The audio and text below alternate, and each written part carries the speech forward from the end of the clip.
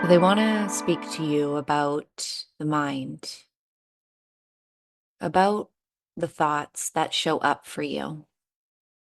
It's important to remember that the mind is such an important tool for us on this journey. We need it. It allows us to make sense of different pieces cognitively. It allows us to process what we are experiencing through the brain. It allows us to think and understand and build knowledge. It allows us to plan, have strategy, organize, create structure. And so the mind is such an important tool on the path. But it is when we forget that we are not our mind, that this is when we lose our power. And what do they mean by this? We can get very entrenched in the pain and the suffering that our thoughts create. And we suffer due to the attachment and the ways that we identify to the thoughts. We think a thought, we attach to it, we create suffering. We think a thought, we identify with it, we experience suffering. There's a process here that keeps us stuck and disconnects us from our power. And so, your job, my love, in this experience, in order to become the master of this experience, is to practice awareness as much as possible of your mind, of the thoughts. And again, we are not trying to push away or resist or fight them. No, rather, we are learning how to work with the mind, almost like an ally. Remembering, though, that we, as the awareness of all of it, is the true power in this. And so notice the ways that you get triggered each day.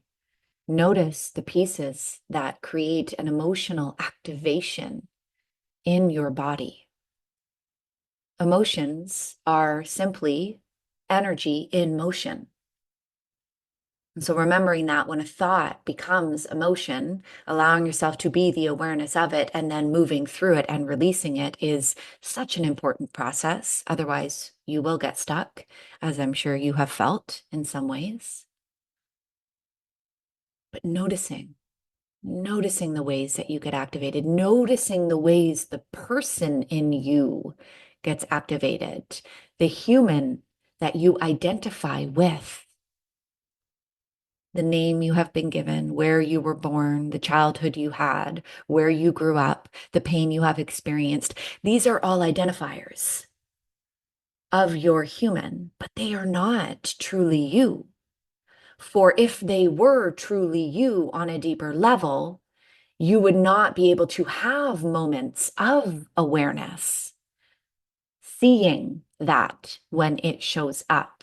If something is all of us, we cannot see it from a different vantage point. We cannot have an awareness of it. So this is your greatest indicator that the human experience, the activations, the triggers, the identity, that is not all of you. It is a part of the experience. And so again, you become the master of this experience. The more space you create from the moments you are emotionally activated. When you create the space, you can see it more clearly. When you can see it more clearly, you can practice awareness of it. When you can practice awareness of it, you can figure out how you want to shift it. When you can figure out how you want to shift it, you begin to walk a new path. This is your power. And on a deeper level, your soul knows this is what you're meant to do here.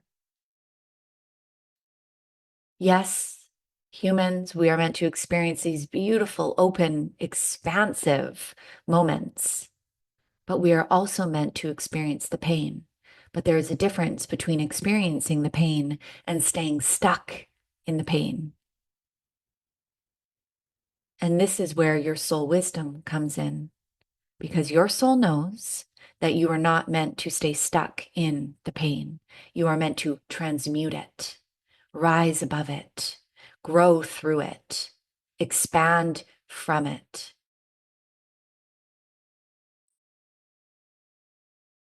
And so awareness, my love, is your greatest tool. Sit, watch, observe. See if you can tap into some sense of neutrality. And as you begin to do this more and more, like a rope unraveling, you will begin to find so much deeper freedom